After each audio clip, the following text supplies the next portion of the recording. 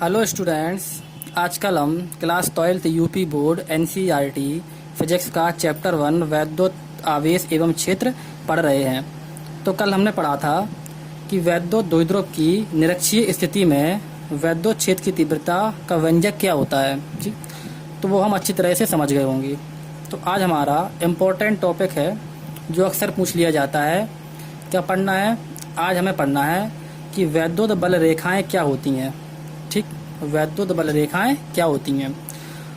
ये वैद्युत बल रेखाएं आगे आने वाले चैप्टर में काफ़ी ज़्यादा इम्पोर्टेंट होंगी, तो हमें बहुत ही ध्यान से समझना है और याद भी करना है। हो सकता है कि आपके बोर्ड पेपर में पूछ ली जाए। तो समझते हैं कि वैद्युत बल रेखाएं या इनका दूसरा नाम होता है कि वैद्युत क्षेत्र रेखाएं। इनको वैद्युत बल रेखाएं भी बोलते हैं और वैद्युत क्षेत्र रेखाएं भी बोलते हैं। तो क्वेश्चन दोनों टाइप से पूछा जा सकता है कि वैद्युत बल रेखाएं क्या होती हैं और वैद्युत क्षेत्र रेखाएं क्या होती हैं। तो आप लोगों को याद रखना है। समझते हैं वैद्युत बल रेखाएं ऐसी काल्पनिक रेखाएं होती हैं जो वास्तविक वैद्युत क्षेत्र को प्रदर्शित करती हैं। ठीक, इसका मतलब क्या हुआ कि जो हमारी वैद्युत बल रेखाएं हैं वो काल्पनिक रेखाएं होती हैं। काल्पनिक का मतलब आप लोग समझते होंगे। काल्पनिक का मतलब होता है कि जिसे हम महसूस नहीं कर सकते हैं, वो चीज़ें काल्पनिक होती हैं। तो वैद्युत बल रेखाएं काल्पनिक रेखाएं होती हैं जो वास्तविक वैद्युत क्षेत्र को बताती हैं। यानी कि होती तो यह काल्पनिक रेखाएं हैं जिसे हम महसूस नहीं कर सकते हैं, लेकिन ये वास्तविक वैद्युत क्षेत्र को बताती हैं कि यहाँ पर वास्तव में वैद्युत क्षेत्र की उपस्थिति है। तो हमें याद रखना है और इस बात को हम आगे और अच्छी तरह समझेंगे तो हमें अच्छी तरह समझ में आएगा। ठीक है, आगे पॉइंट लिखा हुआ है कि इनके किसी बिंदु पर खींची गई स्पर्श रेखा उस बिंदु पर वैद्युत क्षेत्र एक ही दिशा को प्रदर्शित करती है। जैसे कि आपने पढ़ा होगा क्लास 10th में चुंबकीय बल रेखाएं। ठीक, चुंबकीय बल रेखाओं के बारे में पढ़ा होगा। तो थोड़ा सा समझ लेते हैं कि चुंबकीय बल रेखाएं कैसी होती थीं। चुंबकीय बल रेखाओं में क्या होता था? चुंबकीय बल रेखाओं में एक हमारी चुंबक होती थी। चुंबक में एक हमारा एन ध्रुव होता है और एक हमारा एस ध्रुव होता है। तो हमने क्लास 10th में पढ़ा होगा कि जो हमारी चुंबकीय बल रेखाएं होती थीं वो चुंबक के एन ध्रुव से निकलती थीं। ध्यान से देखना है, एन ध्रुव से निकलती थीं और एस ध्रुव पर समाप्त हो जाती थीं। कैसी थीं कि एन ध्रुव से निकलती थीं इस तरह से और एस ध्रुव पर आकर समाप्त हो जाती थीं। ऐसी जो है वो नीचे साइड ऐसी निकलेंगी, एन से निकलेंगी और एस पर जाकर समाप्त हो जाएंगी। ठीक, तो ये हमने जो है पढ़ा था। इसी तरह की हमारी वैद्युत बल रेखाएं होती हैं। कैसी होती हैं? वैद्युत बल रेखाएं। चुंबकीय बल रेखाएं एन से निकलती थीं और एस पर समाप्त हो जाती थीं, लेकिन हमारी जो वैद्युत बल रेखाएं हैं वो क्या होंगी? यहाँ पर हमारे दो ध्रुव होते थे। चुंबक में हमारे दो ध्रुव होते थे, एक एन ध्रुव होता था और एक हमारा एस ध्रुव होता था। लेकिन यहाँ पर क्या है? यहाँ पर हमारा एक प्लस आवेश है और एक हमारा क्या है? माइनस आवेश है। जिस तरह से चुंबक में हमारी जो चुंबकीय बल रेखाएं थी, चुंबक वाली जो रेखाएं होती हैं उन्हें हम चुंबकीय बल रेखाएं कहते हैं। ठीक, क्या कहते हैं? चुंबकीय बल रेखाएं। तो जो हमारी चुंबकीय बल रेखाएं थीं वो चुंबक में एन से निकलती थीं और एस पर जाकर समाप्त हो जाती थीं। इसी तरह वैद्युत में हमारी जो वैद्युत बल रेखाएं हैं वो हमारी कहाँ से निकलेंगी? प्लस आवेश से निकलेंगी और माइनस वाले आवेश पर जाकर समाप्त हो जाएंगी।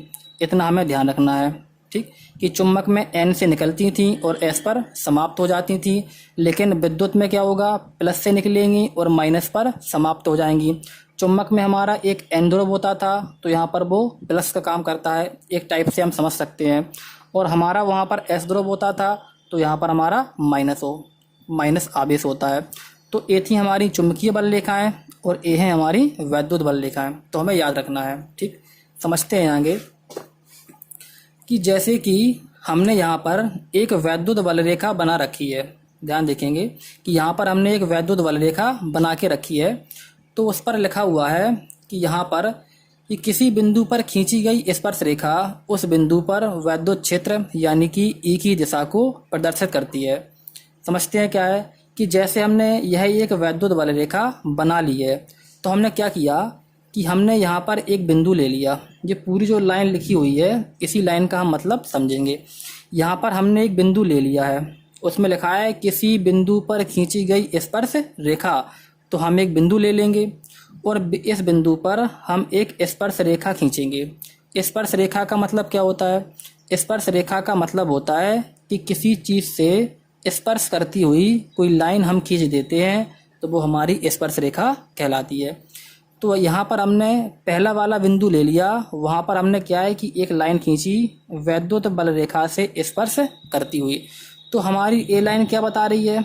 हमारी ए लाइन बता रही है कि जो वैद्युत क्षेत्र की दिशा है वो कहाँ है? देखो यहाँ की ओर है, जहाँ पर हम पेन कर रहे हैं और जहाँ पर एक तीर लगा हुआ है कि जो वैद्युत क्षेत्र की दिशा है वो कहाँ पर है? देखो इस साइड है। ठीक, इसी तरह हमने इस लाइन पर एक दूसरा बिंदु ले लिया। ठीक, तो दूसरा बिंदु क्या है? दूसरे बिंदु पर हमने एक स्पर्श रेखा खींची। दूसरे बिंदु पर हमने एक स्पर्श रेखा खींची, तो यह वाली स्पर्श रेखा बता रही है कि इस बिंदु पर जो वैद्युत क्षेत्र की दिशा है वो कहाँ पर है? देखो इस ओर है, हम समझ रहे होंगे। इसी तरह हमने जो है तीसरा बिंदु लिया, यहाँ पर हमने एक स्पर्श रेखा खींची, तो यहाँ पर बता रहा है कि जो हमारा वैद्युत क्षेत्र है वो इस बिंदु पर यहाँ की ओर है। ठीक, और चौथे वाले बिंदु पर यहाँ की ओर है। तो इसका मतलब होता है कि यदि हम वैद्युत बल रेखा के किसी भी बिंदु पर स्पर्श रेखा खींच देते हैं तो वह स्पर्श रेखा उस बिंदु पर वैद्युत क्षेत्र की दिशा को बताती है कि कहाँ पर वैद्युत क्षेत्र है। ठीक, इतनी बातें हमें समझनी है। कैसी रेखाएं होती हैं? काल्पनिक रेखाएं होती हैं जो कि वास्तविक वैद्युत क्षेत्र को प्रदर्शित करती हैं। देखो हमने एक काल्पनिक रेखा बना ली है। अब काल्पनिक क्या है? कॉपी में बनाएंगे तो काल्पनिक तो हम बना नहीं पाएंगे, इसलिए हमें जो है दिखा के बनाना पड़ता है। ठीक, तो ये हमने बना ली, लेकिन यह है तो काल्पनिक, लेकिन बताती जो है वो वास्तविक वैद्युत क्षेत्र को है। ठीक है, इतनी बात हमें समझ में आ रही होगी। ठीक है, चुंबक की समान ही होती हैं। चुंबक में N और S ध्रुव होते हैं, उसी प्रकार यहाँ पर प्लस और माइनस होता है। ठीक, इतनी बातें हमें समझनी है मोटे तौर पर।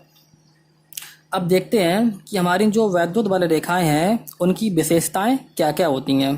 ठीक, यानी कि इनके गुण क्या क्या होते हैं, पेपर में पूछ सकते हैं। तो पहला हमारा गुण होता है कि वैद्युत बल रेखाएं धनावेश से निकलती हैं और ऋणावेश पर समाप्त हो जाती हैं। क्या मतलब हुआ कि जैसे हमने यह एक प्लस आवेश ले लिया यानी कि धनावेश ले लिया, यह हमने एक ऋणावेश ले लिया, तो हमारी जो वैद्युत बल रेखाएं होती हैं वो धनावेश से निकलती हैं और जो है ऋणावेश पर समाप्त हो जाती हैं, चुंबक की तरह। जैसे कि वहाँ पर चुंबकीय बल रेखाएं N ध्रुव से निकलती थीं और S ध्रुव पर समाप्त हो जाती थीं। ठीक है, देखो यहाँ से निकली हैं, यहाँ पर समाप्त हो गई हैं, फिर निकली है, फिर समाप्त हो गई हैं।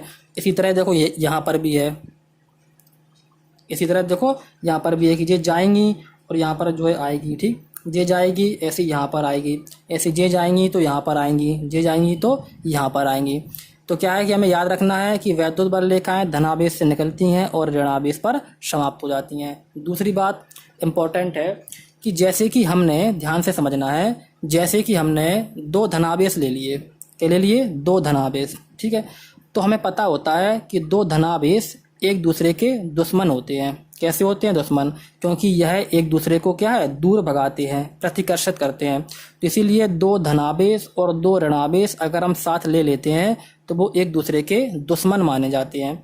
तो क्या होगा कि जो हमारी धनावेश से वैद्युत बल रेखाएं निकलेंगी, समझना है ध्यान से, जो हमारी धनावेश से वैद्युत बल रेखाएं निकलेंगी, जो हमारे इस वाले धनावेश से वैद्युत बल रेखाएं निकलेंगी और हमारी जो इस वाले धनावेश से वैद्युत बल रेखाएं निकलेंगी वो एक दूसरे का विरोध करेंगी।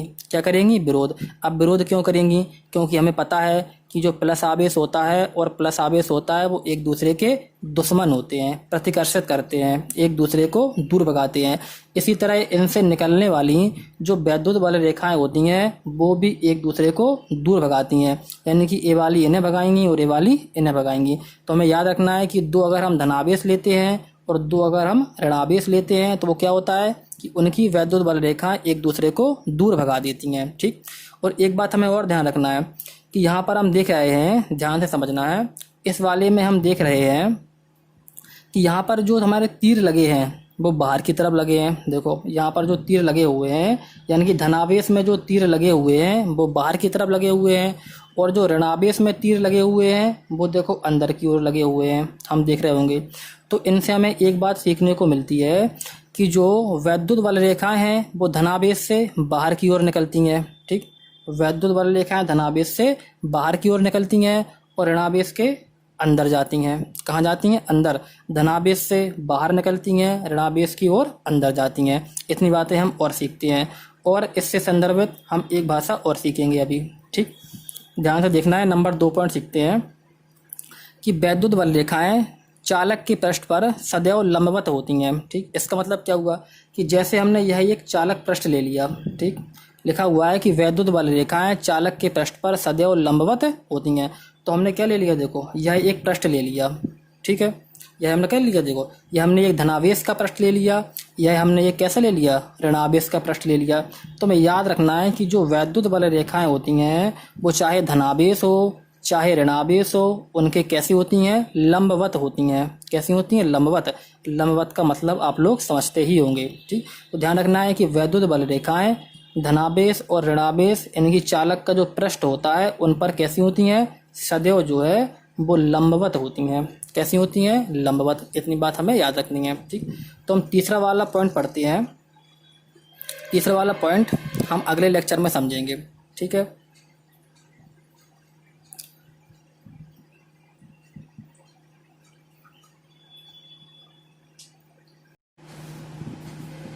हेलो स्टूडेंट्स, हमने 2 पॉइंट तक कंप्लीट कर लिया था। ठीक, तो इसमें हम नंबर 3 पॉइंट समझते हैं कि वैद्युत बल रेखाएं धनावेश से निकलकर अनंत तक जाती हैं तथा ऋणावेश पर अनंत से आकर समाप्त हो जाती हैं। इसका मतलब क्या हुआ कि जैसे हमने यही एक धनावेश ले लिया और यह हमने एक ऋणावेश ले लिया, तो हमें याद रखना है कि वैद्युत बल रेखाएं धनावेश से जब भी निकलेंगी, वैद्युत बल रेखाएं धनावेश से जब भी निकलती हैं तो कहाँ पर जाकर समाप्त होती हैं?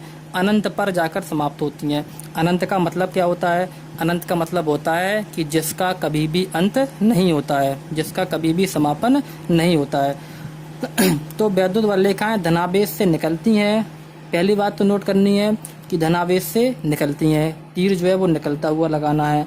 और दूसरी बात कि धनावेश से निकलेंगी और कहाँ तक जाएंगी? तो अनंत तक जाएंगी। ठीक, इसी तरह ऋणावेश में क्या होता है कि वैद्युत बल रेखाएं ऋणावेश पर अनंत से आती हैं। क्या होता है? साफ साफ लिखा है कि ऋणावेश पर अनंत से आकर समाप्त हो जाती हैं, यानी कि ऋणावेश से अनंत से आती हैं और आकर ऋणावेश पर समाप्त हो जाती हैं। इसका मतलब क्या हुआ? धनावेश से निकलेंगी, निकलने के बाद अनंत पर समाप्त होंगी और ऋणावेश पर जस्ट उल्टा होगा, धनावेश का जस्ट उल्टा। यहाँ पर धनावेश से निकलना है और जो है अनंत पर जाकर समाप्त होना है, और ऋणावेश पर क्या होना है? अनंत से आना है और ऋणावेश पर होकर समाप्त हो जाना है। तो 2 बातें हमें याद रखनी है कि धनावेश से निकलती हैं और अनंत पर जाकर समाप्त हो जाती हैं। ऋणावेश पर अनंत से आती हैं और क्या होता है कि ऋणावेश पर जो है आकर समाप्त हो जाती हैं। इतनी बातें हमें याद रखनी है। और नंबर 4था पॉइंट समझते हैं जो काफ़ी इम्पोर्टेंट है, ध्यान से हमें समझना है। वैद्युत बल रेखाएं जिस स्थान पर पास होती हैं उस स्थान पर वैद्युत क्षेत्र अधिक प्रबल होता है। इसका मतलब क्या हुआ कि हमारी जो वैद्युत बल रेखाएं हैं वो जहाँ जहाँ घनी होंगी, कैसी होंगी? घनी, यानी कि पास होंगी, वहाँ पर वैद्युत क्षेत्र जो है वो अधिक होगा। कैसा होगा? अधिक प्रबल है। प्रबल का मतलब क्या है कि वहाँ पर जो है वो वैद्युत क्षेत्र अधिक ताकतवर होगा। कैसा होगा? प्रबल का मतलब होता है अधिक ताकतवर। समझते हैं चित्र के द्वारा। इसका मतलब क्या हुआ कि जैसे हमने यह एक चित्र लिया है। ठीक, यह हमने एक चित्र ले लिया। मान लिया कि हमारी जो वैद्युत बल रेखाएं हैं वो इस बिंदु से निकल रही हैं इतनी सारी। ठीक, इस बिंदु से जो है वो निकल रही हैं इतनी सारी। अब समझते हैं कि लिखा हुआ है कि जिस स्थान पर वैद्युत बल रेखाएं पास होती हैं वहाँ पर वैद्युत क्षेत्र कैसा होता है? अधिक होता है, और जहाँ पर वैद्युत बल रेखाएं दूर होती हैं वहाँ पर वैद्युत क्षेत्र कम प्रबल होता है। कैसे? जैसे पहला हमने देखो जी गोला लिया है। गोला का मतलब है कि हमने यह वैद्युत क्षेत्र लिया है। ठीक, हमने यह भी एक वैद्युत क्षेत्र लिया है, हमने यह भी एक वैद्युत क्षेत्र लिया है। ठीक, यानी कि E1 E2 E3 हमने वैद्युत क्षेत्र लिए हैं। समझते हैं, हम पहले वाले जो है गोला में देख रहे हैं कि यहाँ पर हमारी जो वैद्युत बल रेखाएं हैं वो अधिक गुजर रही हैं। कैसे गुजर रही हैं? अधिक, यानी कि अधिक संख्या में। कैसे? 1 2 3 4 5 6, इसमें इस वाले गोले में से 6 बल रेखाएं जो है वो गुजर रही हैं। तो हमने क्या बताया कि जहाँ पर जो है बल रेखाएं पास पास होती हैं या जिस जिस पृष्ठ में से इसको हम पृष्ठ मान सकते हैं। जी हमारा क्या होता है, देखो जी हमारा पृष्ठ होता है, एक यह हमारा पृष्ठ होता है, मतलब इन्हें हम पृष्ठ भी मान सकते हैं। पृष्ठ के बारे में और विस्तार से हम आगे जानकारी करेंगे। ठीक है, 1 मिनट।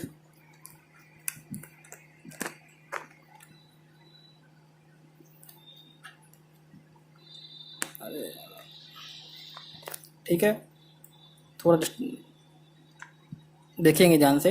यहाँ पर क्या है, देखो कि यहाँ पर जो हमारा E1 वाला है, E1 वाले में क्या है कि यहाँ पर देखो ज़्यादा वैद्युत बल रेखाएं गुजर रही हैं। तो जिस भी जो है पृष्ठ से, यानी कि जहाँ हमारी वैद्युत बल रेखाएं पास पास होती हैं या ज़्यादा संख्या में गुजरती हैं, तो वहाँ पर वैद्युत क्षेत्र अधिक होता है। तो यहाँ पर वैद्युत क्षेत्र सबसे ज़्यादा होगा।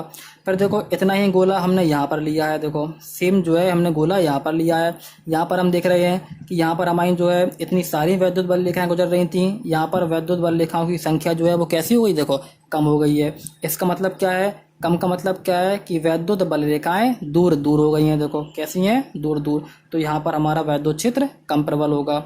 और आगे बढ़ेंगे, सेम हमने जो है यहाँ पर एक पृष्ठ लिया है। इस पृष्ठ में हम देख रहे हैं कि हमारी जो वैद्युत बल रेखाएं हैं वो और भी कम गुजर रही हैं। तो यहाँ पर हम समझ सकते हैं कि यहाँ पर हमारा वैद्युत क्षेत्र और कम प्रबल होगा।